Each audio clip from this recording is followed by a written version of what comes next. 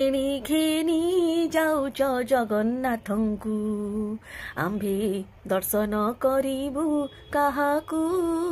ମହାପ୍ରଭୁ 7 ଦିନ ଗୁଣ୍ଡିଚା ମନ୍ଦିର ଜନ୍ମବେଦୀରେ ରହଣି କରି ଆଜି ଫେରି ଯାଉଛନ୍ତି, ବାହୁଡୁଛନ୍ତି ଶ୍ରୀମନ୍ଦିର ଅଭିମୁଖେ। କାନ୍ଦୁଛନ୍ତି ଗୁଣ୍ଡିଚାବାସୀ, କାନ୍ଦୁଛନ୍ତି ଗୁଣ୍ଡିଚା ମା।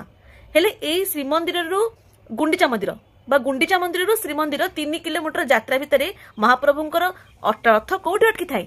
आपण माने आमे माने समस्ते जानिचे माउसी मार पोड़पिठा खाया महाप्रभु अटकी जाइथांती माउसी मंदिर आगे।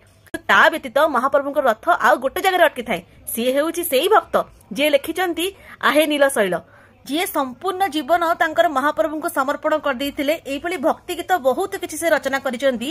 सी आउ केही नुह, सी होउचंती महाप्रभुଙ୍କ परम भक्त सालबेग। जातिरे सिना जवन किंतु भक्तिरे तांकर कम न थाए।